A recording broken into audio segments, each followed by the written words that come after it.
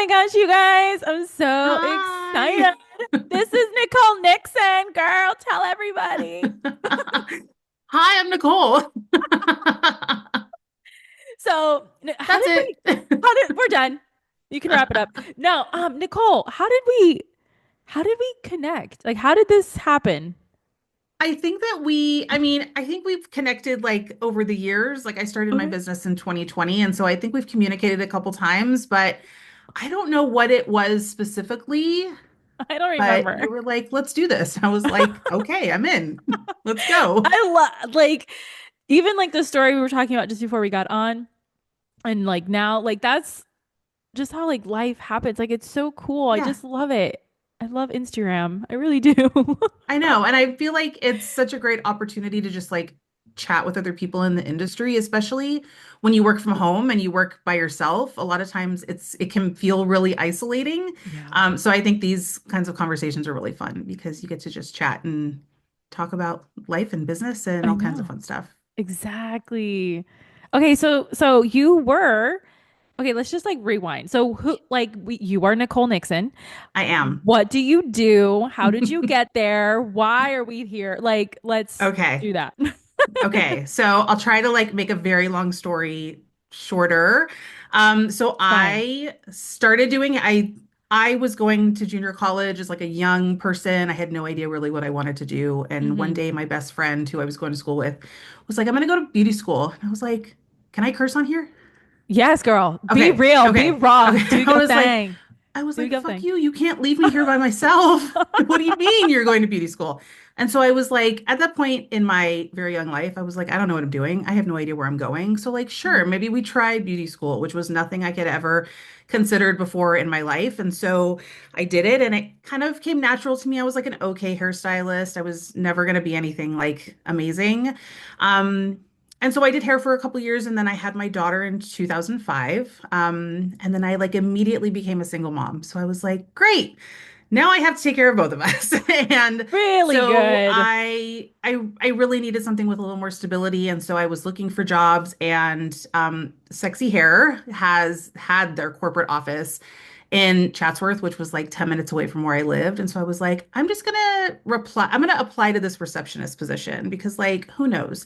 Maybe they'll see my background and be like, oh, well, she is a hairstylist. She'll like get the industry. And so I applied for the receptionist job and I got a call from the director of education and she was like, what are you doing? Why are you applying for this job? And I just said, like, honestly, I felt like it was a foot in the door. I told her my situation and I was like, I'm Mhm. just looking for something with some more stability than being behind the chair. And she was like, okay, well, would you like this other job that we have open, which is managing our advanced academy? And I was like, yes, ma'am. Thank you. I would like that job instead. Yes. And so that was like honestly the beginning of my career on like this side of the industry. Okay. I had no idea like any of this stuff existed. I was like, sure, I can do that. I had management skills. I had been managing the salon I was in. Yeah. And so I worked for Sexy Hair for 8 years and then I moved and I worked at a couple other companies. And then in 2017, I was fired from what I at the time thought was like the dream job. It Mhm. was the job that I had wanted most out of any of the jobs I had had. And, Yeah. looking back, like it was never going to work. It's Hmm. like Yeah. relationships you think you wanted at the time, and then you look back Yeah. and you're like, girl, that was dumb.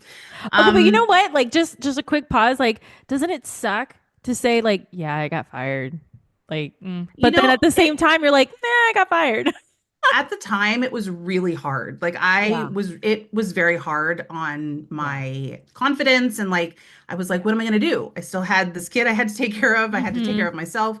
And so luckily I have so many connections in the industry Yeah. that I almost immediately jumped into consulting for other brands. And so Okay. it was like my in between freelance time where I worked at Diva Curl for 18 months and I consulted for Bossie Professional Strength. And so before I started this business, I was already kind of on my own, which Mhm. was great because I had a ton of freedom and I got to work with different kinds of brands.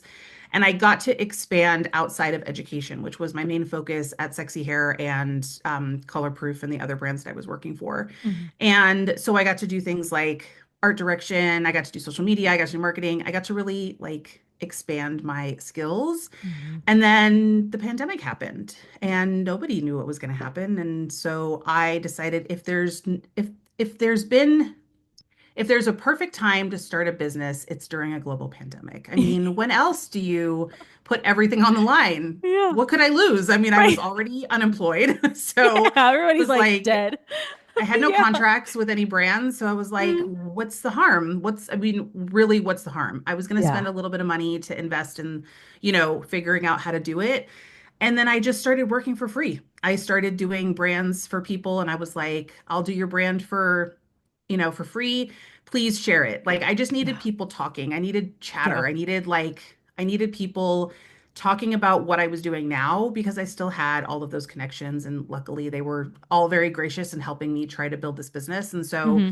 then I started doing them for $500 and then I started doing them for $1,000. And I just 5 years later have built a business that has helped, God, I think now over like 200 hairstylists build their brands, build Oh my websites, God. launch things. And honestly, like I had no idea what the hell I was doing. I just did it. I And love that's my that. story. I love that. I Yeah, it's love, wild to think back and think okay, of how I got here. like so many like explosions, right?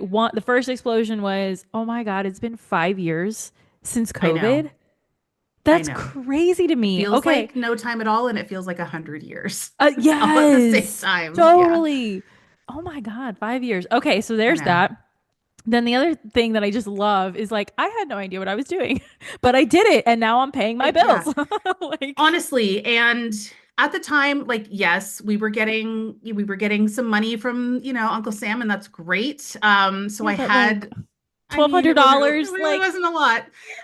okay. So yeah, and I didn't really have a ton of money saved. I was really Yeah. like betting on myself. I was Yeah. really like, I'm gonna do this and it's gonna work because it has to. Mm. And that's really been my mentality throughout my entire career. It's been, oh, I don't know how to do this, but I'm gonna say yes to it anyways, and I'm gonna figure it out, and I'm gonna be able to do it. I mean, I literally have done that every single career, every single company I've worked at. People have been like, "Oh, can you do this?" And I'm like, "Yeah, totally." And then I Google and YouTube the shit out of it, and then I figure out how to do it, and then I do it. So I think that if there's anything about my career that has like been the same, it's been the fact that I have just like figured shit out as I I love went. that. I love Yeah, that. Have you ever gotten into any like, oh shit, like I really don't know how to do this? I think about one of the very first like big things I had to do at Sexy Hair was go to a sales meeting. And it was like a big company wide, actually, I think it might have even been like distribution. So it was like all of these people from Salon Centric. And I didn't think I was going to have to do anything. I thought my boss was just like taking me to like experience it. And then we get there and she's like, okay, so you have 15 minutes to talk about the academy. And I was like, what? What do you mean? What are you And she talking was like, about? "Yeah, I didn't want to scare you." Okay. I am a prepared person. I'm a Yes. Capricorn. I like to prep. So this was not fun. So I feel like that to me immediately stands out as like something where she really did push me into the deep end. But I also like again, I did it. I was Mhm. fine. I probably was like sweating and like bright red the whole time, but I did Sure. it.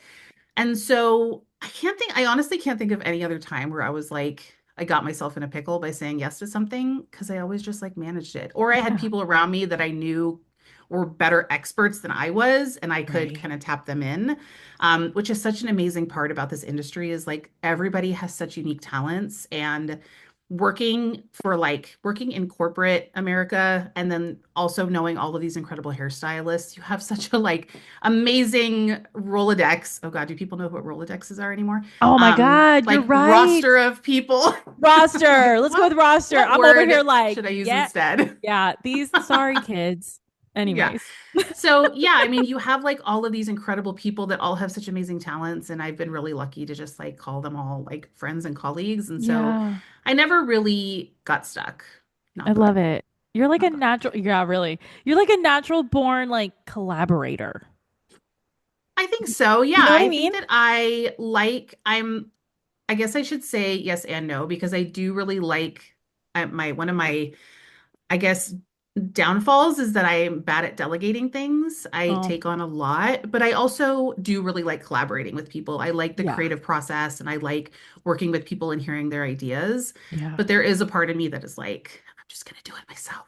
Yeah, like I'll just do it. Just leave me Yeah. alone. I'll do it. Would you say that with all of that, is that like a fake it till you make it, or is that more like just get it done? Just push I yourself. I feel like it's a little bit of both. I don't Okay. know if I would consider it like faking it because I did it. I mean, I knew Right. I was actively participating in the I'm just gonna say yes and figure it out later. So yeah, I mean, I guess that's become like the phrase like, for like just getting it done. But I think there is an element of knowing that you have to put in the effort Yes. and sometimes you have to do things that maybe you're not getting paid for. Mm, Maybe you're going above and beyond. Maybe you're doing something that like wasn't expected of you, but now it's something that you can really shine at and you can take something on and be like, "Oh, by the way, I also did this thing for you." I feel like hmm. that's something that is again one of those things that has got me where I am because I was willing to do things for free. And even in this business now, if there's somebody out there that like I really like respect and I really would love to work with them and I see that they're doing something, like I will still to this day be like, "Hey, I would love to make your graphics for this event." Like no charge, just like I would really love to be a part of it. And it is in a way it is self-serving because like yeah, of course I would love to work with them and yes, it's going to help me in the long run, but at the end of the day, it's also like I just want to be a part of things that I'm really excited about. And Yeah. so like you have to really be willing to do that. If you want to get to a point where you're like where you're at a level where you don't have to work for Yeah. free, you should still be throwing your hat in the ring and being like, yeah, no, I'll do it for free, no problem. Okay. Thank you for saying that. That was really inspiring for me. Um, yeah. I mean, I'll just be real, right? Like, I'm not getting paid for this podcast. Like, I do Yeah. this podcast because it's freaking cool. Yeah. You know And what I I think, mean? and you know, it's about creating community in the Yeah. industry. It's about talking about things that maybe don't get talked about. And like, yes, it still benefits you in the long run. I'm sorry if you can hear my dogs. It's okay. Um, like it still benefits you, even though if you're not getting like a paycheck from this Right. podcast, there's still so many benefits to doing it. And I think that's something that maybe we should try to like reinstill in our industry is Mm, just this idea of doing things because they're going to help you in the long run. I'm not saying you have to yes. like always do things for free and there is a Right. point where you're like, no ma'am, I get paid for this now. Mm, But I mean I think that it's something to consider that there yeah. are ways to advance your career if you're willing to Mhm. do something free. Yeah. No, There's also the I coupons. totally agree with this. I am loving this. I'm thinking about some of my staff, you know, like Oh, there's a my light time just in, turned on its own. hey, like Wow. Hi. I'm just like it's just there's a time and place to do the free things. And I feel like it's a good idea to always keep that that keeps you humble. Like, oh It man, does, yeah. you know, and it doesn't limit you. I really love that. Thank you for sharing that. Can I turn this light off real quick? Yeah. Because now I'm like, you look crazy. Thank you. Okay, Better? that's fine. Okay. Okay. So with all of that crazy going on in your life, right? The pandemic, the kid, Yeah. the bi husband, boyfriend, whatever. How were you, if at all, nourishing yourself through that process?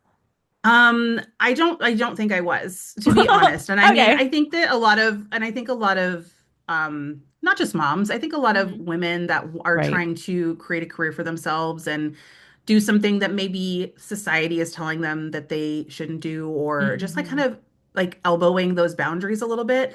I Hmm. think that I was just so dead set on getting it done. And I knew Hmm. that like so many people were depending on me. And I see so many, Yeah. like my daughter. Like my family is really small. It's like my Mhm. daughter and my dad and Yeah. I. And so, Yeah. but like I was really, I felt pressure to like Mhm. keep everybody going.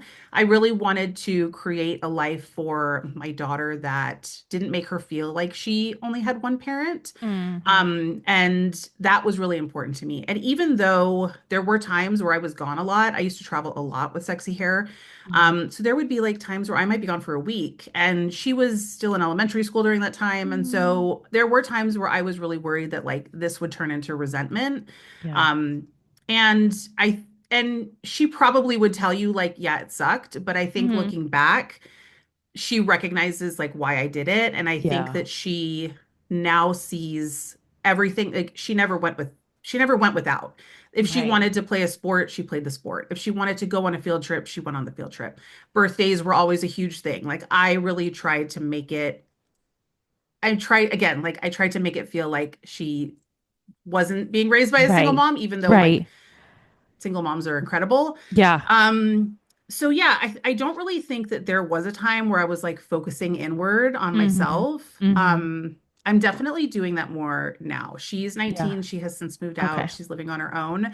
And Okay. so there's a little bit extra time for me. And so, and like I don't do, I mean, I love to read, I love to learn. I just think that there's time when it's like I just need quiet. I just need Yeah. quiet time to myself. That to me is like very that helps me re-energize a lot. So yeah, Mhm. I don't think that there was a time until like recently where I was like, okay, girl, you need to just sit. Just sit down. Just sit down. Just sit down. Just sit down and breathe. No, I Yeah. love that. And I gotta say, like, as a daughter of a single mom as well, like, Yeah.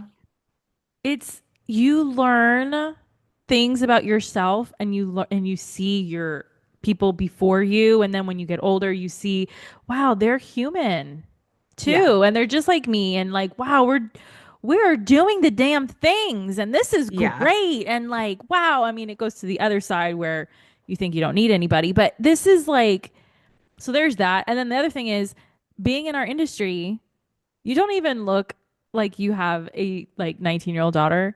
I mean, my Oh, mom thanks. doesn't either. Like, she looks like my I was sister. young. It's perfect. No, but it's not even about that. It's about like, damn, we're freaking fly. Yeah, no, it's so interesting because, you think about like I just turned 44 in January. And so I remember being at a point where like I thought I was so old in my early 30s and I was so scared to be in my 40s. And now I'm like, I wish, I mean, this always like everybody is like, God, I wish I had known then what I know now. Right. Um, but it's such a time for like self-exploration and like Yeah. figuring out what really makes you happy.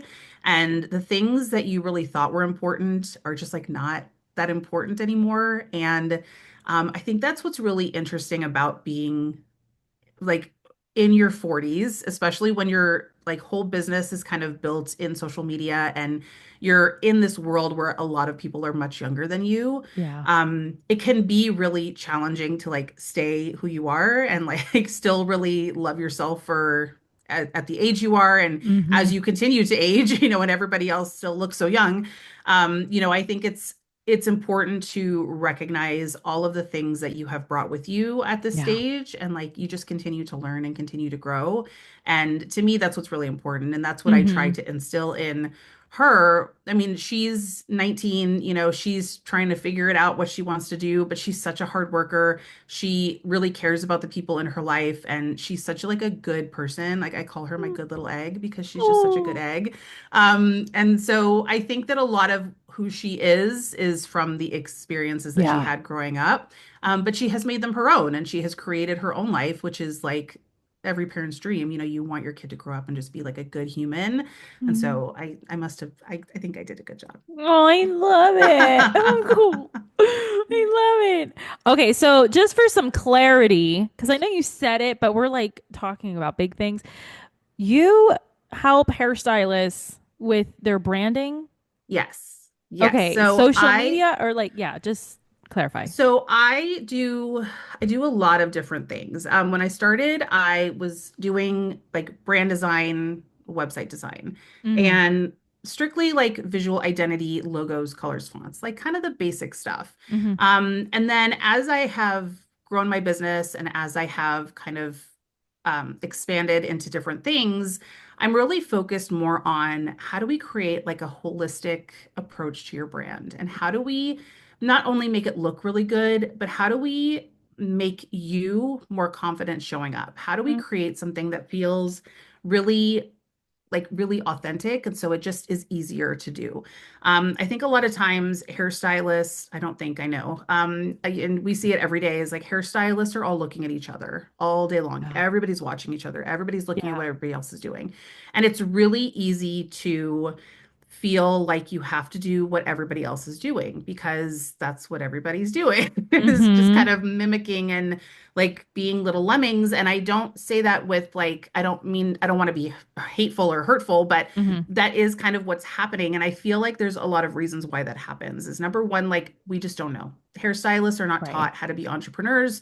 They're not taught how to run businesses. They're not taught how to create a brand. Right. Like beauty school just kind of like kicks you out the door and is like, peace out. Hope you make Mm-hmm. it.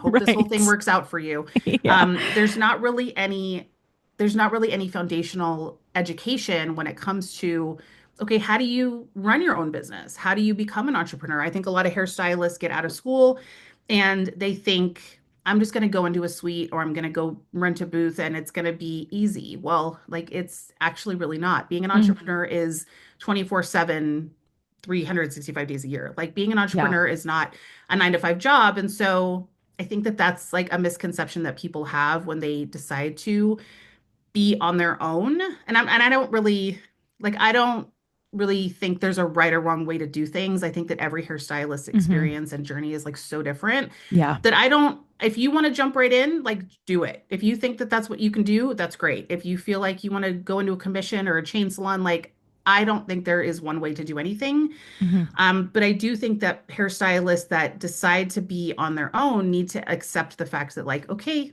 welcome to entrepreneurship. Like, here's what it Right. is. And that's just not something hairstylists are prepared for. So I think there's that. I also think that there's a lot of insecurity in showing up and letting people see who you are. And I can attest to this myself, like starting a business and having to like immediately be like a social media presence was so foreign to me. Like I didn't really like it. I was very uncomfortable with it. Even though I could get up on a stage and present in front of 200 people, I could teach, I mean, I would do trainings for hundreds of Yeah. people and it was no problem. I mean, I was obviously nervous, but like there was no problem doing it. But like this felt so different to me, and I really had to figure out like what felt right. And Mm. it takes time and it takes experience and it takes trying things out and Yeah. realizing what works and what doesn't. But there is a lot of insecurity and there's a lot of fear of judgment. And so Mm. people look around and they go, "Oh, well, that really big hairstylist, influencer, educator, whatever, is doing this kind of thing. Maybe I'll just do that thing too." And I think there's some safety in like just choosing what other people are doing. And then I mean, there is a very small sliver of the world that's just like, I'm just going to copy because I can. Mm. So I think that's why we end up with an industry that all kind of looks and feels the same. And I think Mm. it's really hard to like be yourself is what I'm getting Mm. at here. And I Yeah. think that's something that I really try to help people understand is like we can look at trends. Like we can look at what the Right. industry is doing. If you really like this thing, okay, well there's 50 other hairstylists doing it. So like maybe we can try to do it in a different way. Maybe we can try to Mm. make it yours. And how can we do that? Is it through your Right. visuals? Is it through your messaging? Is it through the content that you create? Like how Mm. can we take this thing that you're really into and still make it something that helps you stand out? And I think that a lot of times people are just like, oh, I thought I was just supposed to do what I was supposed to do that. Like that was what everybody Oh, else was doing. yeah. So yeah, for me, I think my business has really evolved into like a much broader approach to branding for hairstylists. And it's not just like what happens behind the chair, but do you want to launch something like education? And like, how do we get you from being a hairstylist, attracting clients to being a hairstylist, educator, now attracting other hairstylists. You have a Hmm. product idea, you have something physical you want to launch, like what does that look like? How do we get it made? Right now, I'm working with several different hairstylists, kind of turned brand founders who are focusing on extensions or like Nice. creating physical products. And it's a really hard thing to navigate. And so for me, it's like having people around me that are experts in things that I can tap into, like I mentioned earlier, just like people that are really good at packaging or really good at systems or really good at like sales funnels. And then all of us kind of collaborating together Yeah. to help hairstylists build something that gives them that helps them reach their goals, whatever those goals are. At the end of the day, like we all just want to find our own success. And that at the core of what I do is like the most important thing. I love it. I love that. Yeah, that's a very good point. Like we can look at the trends, but we don't have to do the trends. Right. Like and it's more about, well, who are you and who do you want to be and why? Yeah. It's the Right. same, it's always the same questions, the who, what, where, when, why, and how, like every Yeah. time. And I think that this, like the why thing is really hard for people. Yeah. And I get it because there is a lot, there could be a lot of that thought process or thinking of like, oh, okay, I do the same thing everybody else does. I do color, I do hair cutting. Like, are we really that different? Well, yeah, you are. I mean, what do you do? What do you Mm-hmm. do? And even if you're doing something that might seem similar, like your brain is thinking about it in a different way. And Mm-hmm. so, and a lot of it is just like point of view of what you're choosing. Like, why did you choose to do that thing for that client? Right. And how can you infuse that point of view into the things that you create for your brand? And how can that help you become a brand that stands out? I think you look at our industry and there are very recognizable people that like when you see their work, immediately you know it's theirs. Mm. But that comes from like years of honing in your style and your point of view Right. and becoming known for something. And it doesn't happen overnight. I think it's always a work in progress. I'm sure even those people are like, I'm still learning. I'm still figuring Yeah. it out because Yeah. even the people that look like they have it all together, they like none of us really have it all together. Right. No. And whoever says that they do, Yeah, no, please. I liars. pulled total liars. Like I pulled a stint at Victoria's Secret, okay? And the joke was if your bra and your panties match, you have your life together. I can tell you that happens to me every once in a while, and I'm still a wreck. So, Yeah, I love that. yeah. So, whatever. With that being said, I know as beauty and barber pros, we have a lot of passions, right? Hmm. Like we love working behind the chair, but we also love, I don't know, like snowboarding, and we love, the trees, and we love saving Right. the whales, and like all these things, and art and crocheting and doing all these things. What would your advice be to kind of marry all of your passions, everything you are outside of the salon, to explode your brand in the salon? So I think that for me, it's important to understand like what your goals are, right? What are your Mhm. goals for your business and who are you trying to like connect with? Right. For me, if you're a hairstylist and your goal is to attract new clients, like Mhm. I have never been to a hairstylist that I wouldn't have drinks with or I wouldn't have a Right. coffee with. Like Okay. I want to go to a hairstylist that I like, that has similar values that I do, Mm-hmm. where we think about the world in the same way, Right. maybe. And I don't think I'm unique in that way. I think that Yeah. that's where and I think a lot of people that work outside of the industry think that their hairstylist is like the coolest fucking person that they know. Oh, And yes. so Oh, yes. I think that alone is like a reason for people to share who they are Yeah. and what they do and what they believe in. Now, I think there's ways to do it. I think that for me, I believe in creating an aesthetic for your brand that is consistent and always looks like you.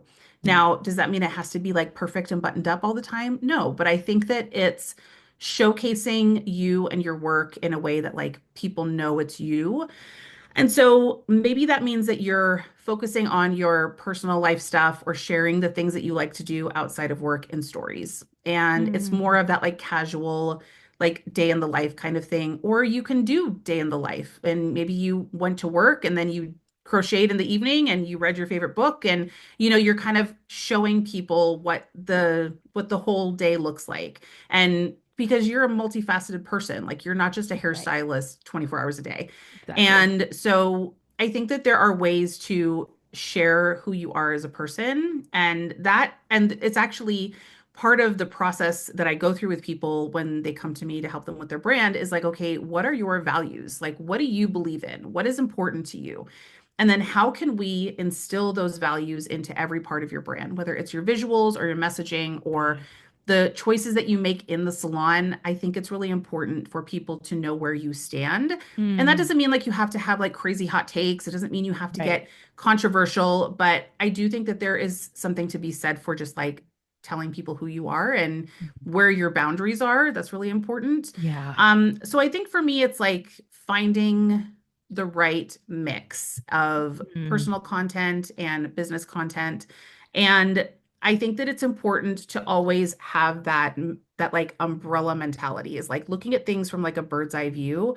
Does everything kind of feel like it lives in the same universe? Like Mm.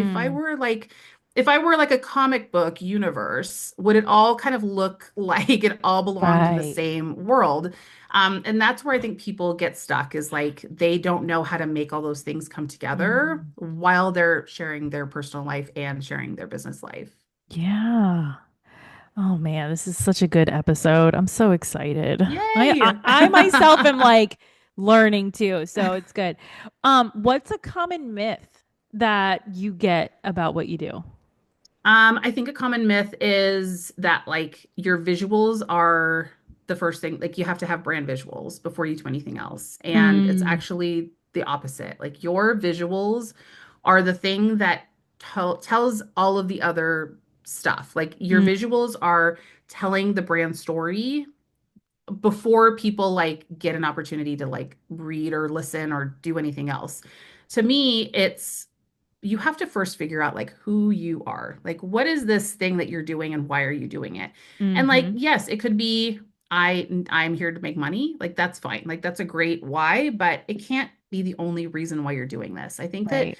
there has to be this like internal work that has to happen because a lot of times people will come to me and they'll want to work on brand strategy and I'll ask them those things and they won't know. And I'm like, okay, I this is the part that I can't help you with. Like I can help you put it together. I can help you create messaging. I can help you create visuals that tell these things to your audience, but I can't create the vision for you.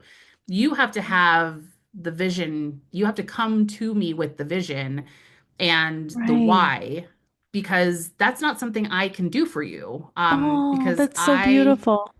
um, and I think that's hard for people. And so that I think is a misconception. I also think that like there's no amount of like perfect your logo, your fonts, your colors, like they're not going to save your brand.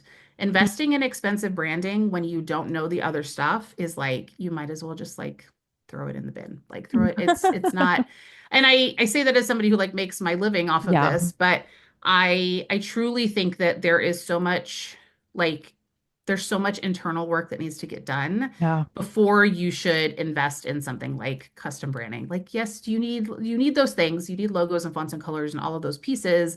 But I think there's a lot of ways to like DIY before you Yeah. get to the point where you're like, okay, now I know who I am. Now I know what I want to show up as. And now I'm ready to invest. Yes. Ooh, have you turned people away because they Um, don't know I their vision? I have turned like there's been like two people that I just was like, I don't think you're ready. But I think the Mm. majority of people are able to, and I'm not saying that like we can't figure it out together. Right. There has to be some kind of like baseline understanding of like who you Mm-hmm. are and kind of what you want this brand to be, what your Mm-hmm. goals are. That's really important. So I don't just like kick people out because they don't know those things. It's like, okay, but are you Get your willing to act kind of, together. yeah, we can figure this out together, but it's also again, I can only do so much for you at the Yeah. point where like there has to be a partnership in that part of the process. Yeah, yeah, yeah. Come back to me when you have done some 5 years of therapy, Yeah. and then we can Or brand. maybe it, or maybe it's like, maybe we change the start date of your project to a month from now or 2 months from now. Right. And maybe you take that time to really figure it out and then we Yeah. can get started then. Because I do think that people just think that it's the visuals. I want the Yeah. pretty pictures. I want the fancy logo. And like, yes, visuals are important. Like I am one of those people that really believes in like having a truly aesthetic brand and it really makes a difference. It gives people a whole different perspective about who you are. And I think there are ways to balance between having like a very curated brand that doesn't show who you are and having like a really messy brand. There's like an in between where you can Yeah. kind of show yourself, but also have like a brand that really looks like you. So what do you tell people who are like, I made my social media post and I still am not getting any clients. Like I did it. Or they're like, oh yeah, I made a post and I'm just gonna sit in the salon all day until somebody decides to walk in because they saw my name. Like, what do you tell those people about Yeah, I social? think that I think that there's because we're all looking at each other. I think Mm-hmm. that there are a lot of hairstylists who come into this industry and are watching these big creators and they think that it just like happened. Yeah. Like those big creators have been around for what, like a decade now, when Instagram was really easy to grow on. Yeah. And I'm not saying they didn't deserve it, but like Instagram was really easy to grow on for a long time. Mm-hmm. And now it's really hard to grow on Instagram. And so I think that it's if somebody were to come to me and like say those things like, well, I'm posting or I'm not getting any clients or I'm waiting for them to come to me, I'd be like, this is not the career for you. Number one, like I'm too harsh. No, perfect. No, Absolutely I perfect. I think that there's a level of like tough love that has to happen Mm-hmm. because again, if you don't want to get clients, if you don't want to seek out business, go work at a chain salon.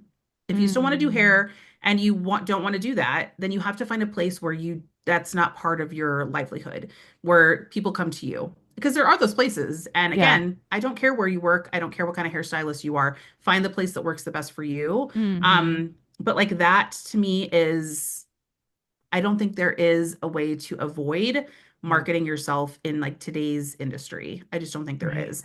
And I actually just posted about this the other day of like, I know I have to create content, but okay, but what's the content? Like, what's the purpose? Like just Mm-hmm. posting a pretty picture, like there is room for that, but it can't be with a thing you're doing all the time. Right. Like, is this pushing somebody to be like, oh, like I have that problem. Like I need what she's doing. Mm-hmm. Is it telling a story? This is something that I think every single hairstylist should be doing more of is like storytelling behind the brand. Tell me about this client and this process and what you did. I want to see what's happening in your brain. Like that's the kind of stuff that people want to see. Mm-hmm. Especially if you're creating a brand that's like a physical product or education, I want to see when shit goes wrong and Yeah. how you figure it out.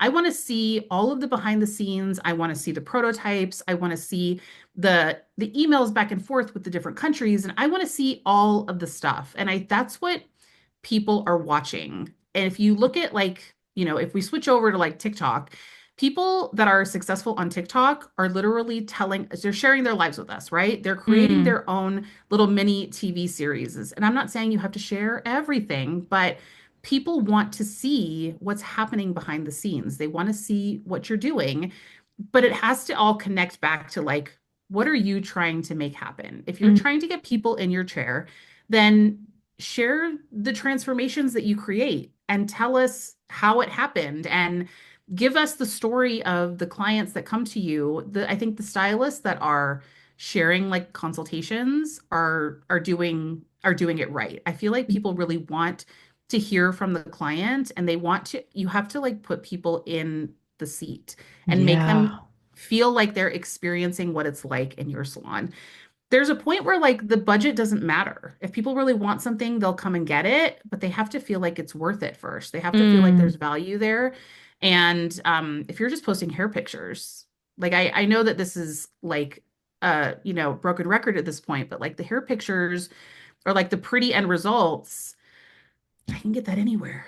Like there's a lot of right. really talented hairstylists in every city, right? There's a lot of Yeah. talented hairstylists, but like what's making it special? What are you Right. doing that is different? And like, Hmm. are you taking me along for the ride? I think that's at the end of the Right. day, I want you to take me along the journey of like getting them to this point. Yeah. Like, why It's a should I really long pick story. you?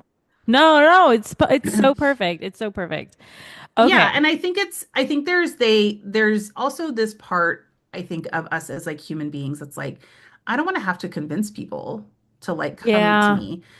And I'm like, okay, friend. Well, like yes, but you are in business. Like you Right. are like I'm not telling you that you have to compete with anybody, but there is always competition.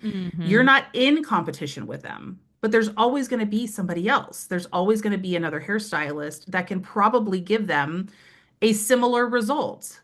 So you do have to, like this whole business thing where you're like running a business, it's like you always are convincing people. Hmm. You're always trying to tell them like why you're the one they should pick. And so I Right. think that people have to get that out of like they have to let go of that. Well, I don't want to convince anybody to like me. Okay, well, I don't know what to tell you then. Yeah, like good luck paying your bills this month. I mean, yeah, No, but that's a there has to very be a good middle ground. point. No, but that's a very good point because it is a fine line, right? You got to convince people, but you can't take it personal when they don't pick you. You have to Right, prove yourself, but know your value and who you are if somebody doesn't go with you. Like it's a right. very fine line, but you have to do it. No one's going to toot your horn. Like you have to do it. Yeah. You No got to one, no one's going to care about your brand more than you. No one's going to exactly. care about your business more than you. And if you don't care, like I can't care if you don't. I mean, Right. I can try to care. I think other people can try to care, but like if you don't care about this brand that you're trying to build, and not everybody wants the same kind of brand. I think that there's also a misconception of like if I'm building a brand, I want to build an empire. Like that's not necessarily the case. Hmm. Your brand has to be focused around your specific goals. And there's all kinds of different brands. There's all Yeah. different levels of brands. And so you have to find what works for you. And that's again why I think it's so important for hairstylists not to like try to mimic other hairstylists because you don't know what their Yeah. goals are. You don't know why they're choosing those things. Hmm. And if you're just like picking a font off Pinterest and picking a Canva template and throwing them together and being like, okay, I did it. Like it's going to look nice, hopefully, but it's not going to do a lot. And I think is Right. that's the problem. Everything with intention and Yeah. purpose. Yeah, that's good. What is the biggest insult that you have ever gotten that you're so proud of? Biggest insult that I've ever gotten that I'm proud of. Like that is your motivating insult. Like you're just so happy Okay. you got that and you're like, "Yeah, watch this."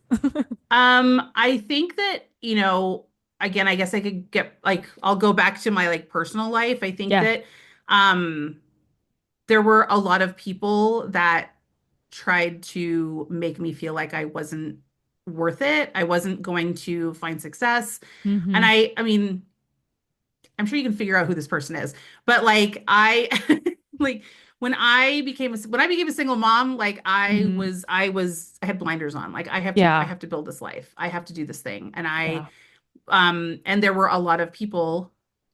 There was one person telling me a lot that like That one guy. It's always that the like men. No, I'm just kidding. yeah, and it listen, but he was really for a long time, that voice in my head was like, maybe you're not.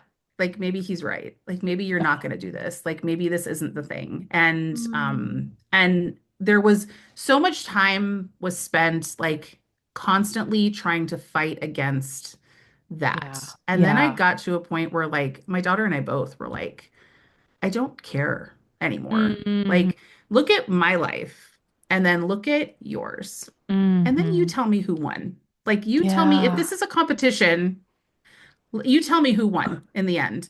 Um, Yeah. and that to me was like the aha moment where all of this time being told that I wasn't good enough, that like I was never going to find success or love or happiness or whatever it was, because it was always about control, right? It's always about Mhm. holding you down. And Yeah. so you stay small. Yeah. And there was a time where my daughter and I were just like, I don't think we're losing here. Like, I don't think we're the ones I don't think we're the problem. Right.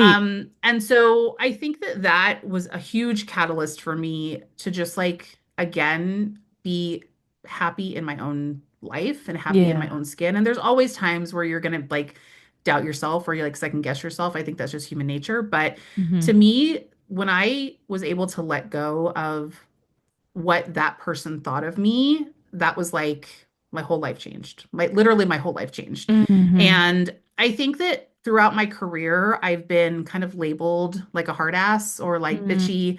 I have a really direct communication style. I'm a little sarcastic and I do believe in tough love. I feel like if this is something you want, if you really want success, if you really want to grow, then you have to know what it really takes. And it's not easy. Like if it Hmm. was easy, everybody would be doing it. And not Hmm. everybody is doing it well. So Yeah. um I think that I think for a long time I was trying to fight again. I was being like extra nice to people, overly like over communicating to make sure that I didn't Hmm. come off as bitchy or I didn't come off too sarcastic. And I worked in an industry where like at the top it was all men at the top. Even if my Oh. direct boss was a woman, like it was we were always reporting up to a man. And there was always this it was just different. You know, the Yeah. industry at that time was so different. Yeah, yeah. I No, mean, it's changed a lot. It has changed a yeah, lot. for Yeah. and it's changed in a lot of good ways. I think Yeah. there are a lot of things that have stuck around that we could Hmm. probably hopefully kick to the curb. But I think that being in working in corporate America where you're always reporting to a man is just such a it's such a female experience, right? Like it's such a like everybody has a story, right? Where Yeah. they like were kind of at the mercy of like their success was kind of at the mercy of another man. And I think that being my own boss and creating my own way and being able to say like no, I'm only going to work with these kinds of people. Like Hmm. I want to work with women in this industry that want to find success. I want women to have financial freedom because with Hmm. financial freedom, literally everything else, all of your problems go away if you Yeah. have financial freedom. I want you to be able to leave that shitty boyfriend. I want you to be Yeah. able to make choices in your life when you have hard choices to make. Like, I want you to have the career that you really love, even if it's Hmm. hard. It's always going to be hard, but I want Hmm. you to feel passionate about that thing that you are getting paid to do. Um, and I want you to feel fulfilled. Like, all of those things are Yes. really important to me because I think in an industry where there's just so many women, and I mean, I think the average income for a hairstylist is still like under $50,000 a year. Like that, nobody is surviving off of that anymore. Nobody. Yeah. I mean, and if you're a single woman, I mean, that's like it's nearly impossible. Yeah. So, and I don't want women to feel like they have to get married or have to have a partner in order to survive. Like I really want women to be able to find something that and build something for themselves that can sustain their goals and Yeah. make them feel fulfilled because I life is love really that. hard right now and sometimes and like it's really hard to not feel just like overwhelmed by everything. And so at the end of the day, like I just really want women to feel empowered to like do their own thing. Yeah. And so creating my own business was a really big part of it was that I wanted to be able to say no to the things I wanted to say no to. Yeah. And I want the same for like hairstylists in this industry. Yeah. Oh, I love that. That is Girl very power. totally. It's totally girl power, but it's like it's so much more than that too. It's just Yeah. like know who you are and don't settle for anything less. Like you know what you're capable of, so find other people who can Yeah. complement that, you know? Yeah, Yeah, I'm all absolutely. about that. I am all about that. So, with all of this, working in the industry, having that experience in corporate America, right? Yes. What is the one lesson that you have learned being in the beauty industry that you wish those guys, those CEOs, that the postman, the lawyers, all that, what is the lesson that you wish they would just get? that women hold this industry up. That Yeah. women, I mean, I'm serious. Like Yeah. the amount of times, and listen, there's a lot of really great male hairstylists. Yeah. Like Oh, I yeah. don't, no shade. I mean, there's a lot of really Mhm. shitty ones, but there's a lot of really great ones. And I think that number one, I think the really good pe men in this industry need to hold the bad men accountable more. I think that for Oh. sure is what I would love to see happen. But I think the people that make the big choices, and it's always like, who are you picking these artists for? Are you picking these artists because you're like buddies with them, or you Mm. feel like it's like a bro code kind of thing? Or are you picking the women in this industry that are really holding it up? To me, I Mm. think that there's a lot of companies that are kind of always on this hamster wheel, Groundhog Day of like doing the same things. I just had this conversation the other day with somebody about a brand that we both worked at, and we had like put all of these things into place. And then they just announced that they were like wiping it all and like going back to the way things were before. And then we were like, Wow. okay, cool. That's great. I Yeah. think that big Wow. That companies, hurts. That hurts. it does, but it's also like, yeah, like of course the big companies are going to stay where they are. Like they're going to stay in the same place because it's impossible to make change in big companies. It Mm. takes forever. It's like shifting the Titanic. And so I think it's comfortable for them to do the same things because like Yeah. then it's easy. And the guys at the top don't have to think about anything if it's just the same.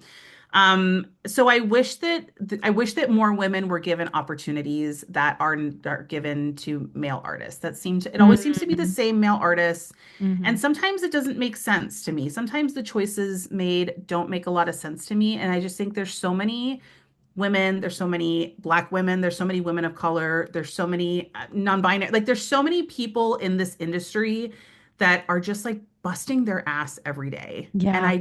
I wish that more people had more opportunity. I think the guys in the industry have had a lot of opportunity, and I think maybe they should make some room for Yeah. Yeah. other Yeah. people. It's almost kind of like, yes, it's definitely like diversify it, but Hmm. it's also like political correctness too. Like, let's just mix it up. Like, let's like Yeah. law. You know what I mean? Yeah. And I think that that's part of it is sometimes you see teams and it's like, oh, okay, so they picked a Black artist, they picked a Hispanic artist, they Oh picked a yeah. white artist, they picked a man. And it's like, I just want to like, do these people make sense for what you're doing? Right. Like, would you pick a haircutting specialist to like be on an artistic team for a product company that like doesn't do haircutting? Probably not. I mean, Oh, it doesn't make sense. that does Those not are the make things that sense. I think about. Is No, like I watch but that's your branding mind. Like you just it. go there and you're like, that's not a Yeah, and I correct think story. well, and I think that you think about like I don't know, this happened last year, I think, when Schwarzkopf came out with that like very pornographic brand or marketing campaign. And like I am by no means a prude, but I was like, ew, like this just isn't it's not Schwarzkopf. It's not what you expect from Right. that brand. And when you have told people who you are through your brand, when you're a legacy brand like that, like doing something like that is obviously like it's obviously a choice, right? They were trying to Mm. shake things up, they were trying to do things differently, but like, was Like it the try right again. move? Yeah, try I again. think you should try again. And it's maybe and yeah, I could say a lot more, but I'm gonna No, stop. it's totally fine. It is totally fine. You're just showing your authority. I do see you as an authority in this field, and you gotta speak your mind, you know? I'm totally Yeah, here for it. I have a lot of opinions, and sometimes I keep them to myself. It's okay. It's okay. So with that, what do you have going on that people can get involved with you, your business, your brand? Like what's going on? How do people connect with So much is going on. You know, obviously I'm always booking for one-on-one clients. You know, we can work together on branding, web design, marketing. We can really do anything creative that you need in your business. I probably know somebody who can help you do it. I'm working on a lot of like branding shoots right now, which is super fun because I love expanding that part of the creative process. But I also this year launched my own online community called So On Brand. And I love that name came out of nowhere because I'm a Valley girl. I've lived in Southern California my whole life and like so on brand just sounded so right to me. So on brand is the name of my online community and you can join at the link in my Instagram bio. You can also check it out. There's a page on my website, which is it's NicoleNixon.com. And, we in that community, basically what I'm trying to do is give you a little extra access to me. We talk about visual identity, we do Q&As, we do like fun mood boards of the month where I will kind of create a brand and put together a mood board and talk you through my process. Really, it's just like a little tiny extra piece of my brain that you don't get through like Instagram or TikTok or the other places you might find me. So it's super fun. You should come hang out. It's totally free. There's also like a little classroom that has some fun downloadables that will help you kind of like figure out your brand vision. There's also some things that you can purchase if you choose, but that's, if you want, that's great. But yeah, it's totally free and you can come hang out and you can ask me all the things you want. Yeah, I love that. I'm joining. I'm Yay, come hang joining. out. Yes, I Come get will. so on brand. 'Cause so on brand. I love it. I love it. The link to this is in the show notes, so make sure you go Oh, check it out. amazing. Oh yes. Thank you for that. And then, time is flying. So what's a question that you wish I would have asked you that I did not, and how would you have answered? Oh, It could be geez. anything, personal, professional, it doesn't matter. Um, oh, I don't know. I think you asked me a lot of really good questions. Maybe you could have asked me, um,